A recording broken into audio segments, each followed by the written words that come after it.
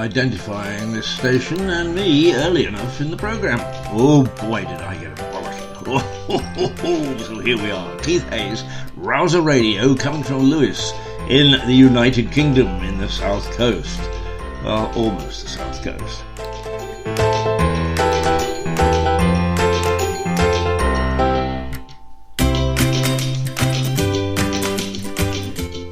It's a lovely morning.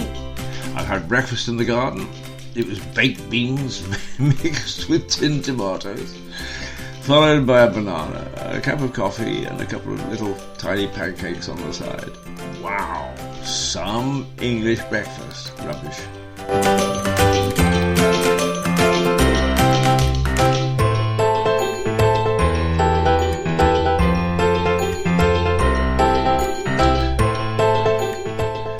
Rouser Radio is part of Mirador Television, and if you don't know Mirador Television, boy, you're missing out.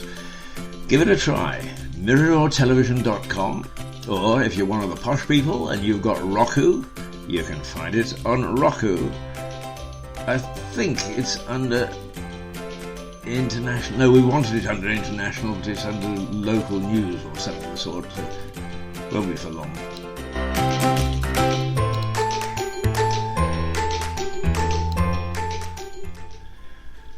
Now, I hope that that's early enough in the show to identify who we are and what we are and why we are.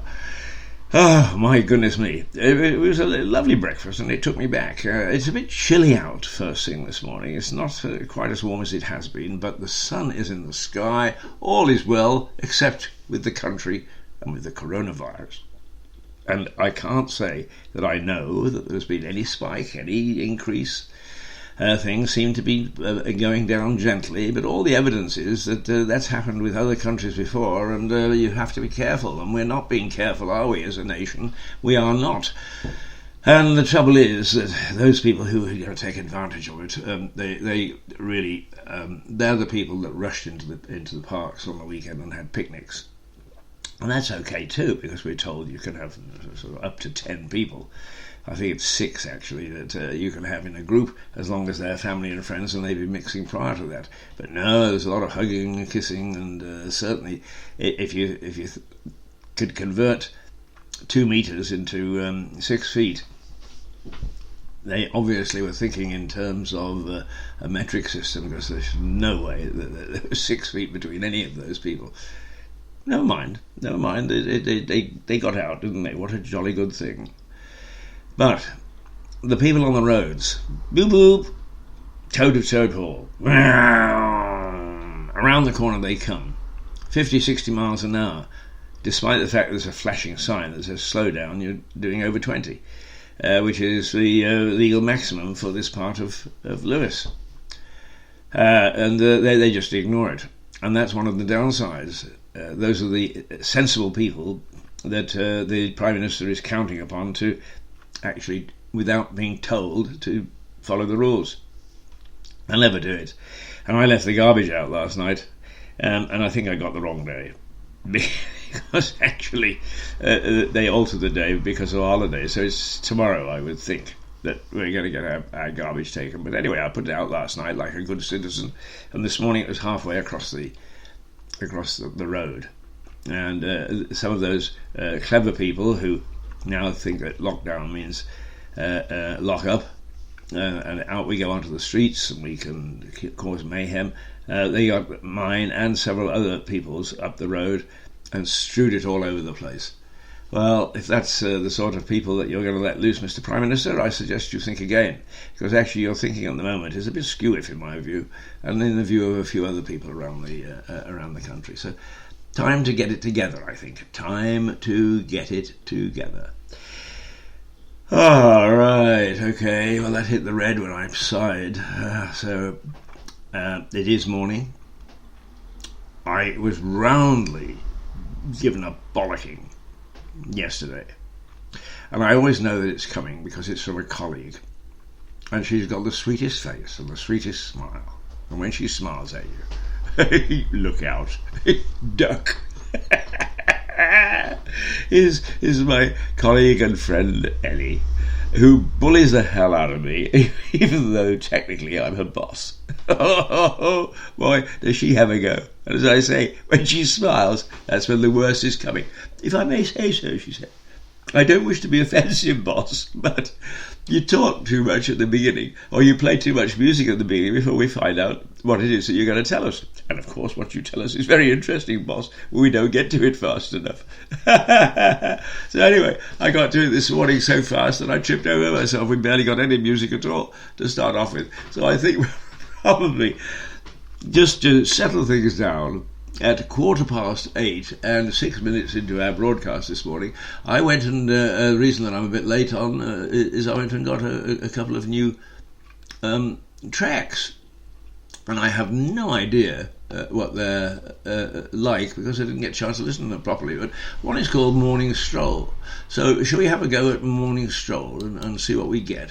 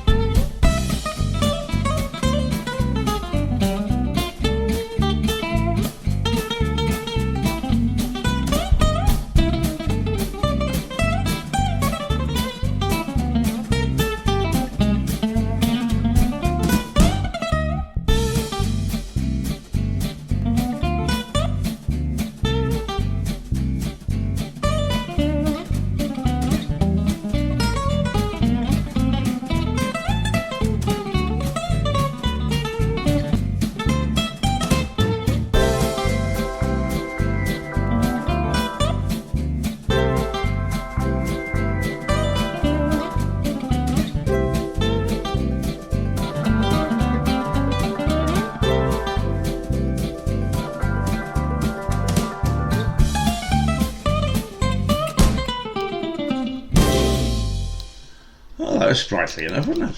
It sounded all right. It's Morning Stroll. Love it. We'll keep that one, I think. Anyway, I was brought to mind, people were talking about the other day, and I do have a lot of chats online in various ways through Messenger and WhatsApp and other Zoom and you name it. And I chat with colleagues and friends and so on. That's why I got a bollocking yesterday. I should have known better than to open up when I saw who it was. An angelic smile and then wham! I tell you what, boss. Oh, dearie me. Yeah, and then when she hears this, she'll say, now, why did you... I didn't think you would take offence, boss. She'll say, once again with the angelic smile. That's when I know to really duck. But in talking to a couple of people that I know in Canada, and I spent 15 years living on the West Coast in Vancouver. Lovely, lovely place. It is. But you know, the funny thing is that I always lust after what places were and not what they are today. Because the happy times were when things were raw, when they weren't as sophisticated as they are today. And I feel a bit sorry for youngsters who have everything that they want, phones, computers and so on. But when I first went to Vancouver, it was 1958. And it was a pretty raw town. Actually, it didn't have a lot of the things it has today. It had no underground, overground. It had it had 2 or 3 really first-class hotels. It had a Chinatown. It had an East End. All those things have sort of disappeared from it. And I had a very good friend who was a solicitor and a barrister, because you could be both there. And he was a sometimes judge. A wonderful man, an interesting man. Talk about being a difficult friend. He was a difficult friend, but he was a true friend. And he looked after me in many, many ways, because he was older than I was. But he said to me when I visited later, after I'd come back to the UK, and I went and I stayed, it was when I was with Reuters. I stayed in one of their brand new hotels, which was very nice, except it looked like every other hotel that I'd ever stayed in North America, but that's beside the point. And I met my good friend Charlie, and we chatted about things and about the old days, and he said, you know, Keith, when you were here at this city, and you were with us, in fact, when you were here with Vancouver, he didn't say city because his next words were, when you were here, it was a big town. We all knew that if we went to 2 or 3 different pubs that we would find each other. We all knew the cocktail bars we went to. We all knew more or less where to be found. And the fact of the matter is, he said, now Vancouver has become a small city, and the difference is startling. The old watering holes have disappeared. Oh, they're still there. But now there is no let's go down to the Newsman's Club. Let's go down to the Elbow Room. Let's go down to Trader Vic's or whatever. He said it's all become amorphous, and it's such a pity.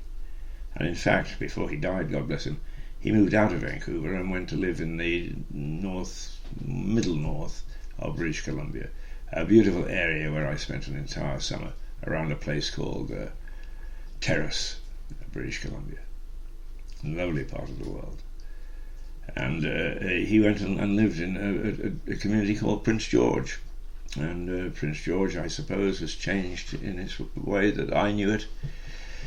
At some time I will tell you about my stay in a railway station in golden British Columbia, and in those days it was anything but golden.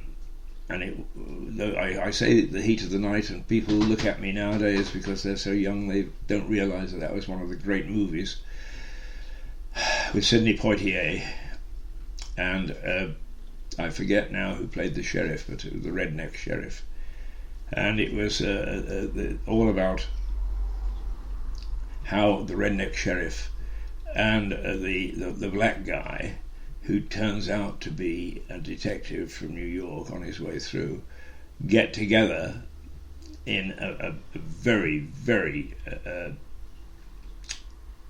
society which didn't tolerate black people, let's put it that way. And how they get together to solve a murder, and how Sidney Poitier manages to help get the right man instead of the wrong man, and somebody going to prison or getting hanged instead of being wrongly convicted. But there is a scene early on when Sidney Poitier sits in the station in the middle of the night, and it is eerie, because you never know whether the rednecks, those who are just being turned out of the pub, or have been sitting drinking in their car, are going to turn up. And waiting for the train on that particular occasion in golden British Columbia was just like that. And it was so raw in those days that the only hotel, I understood, had gunshots in the ceiling, or at least pellets, where the cowboys from the local ranches and so on would come into town.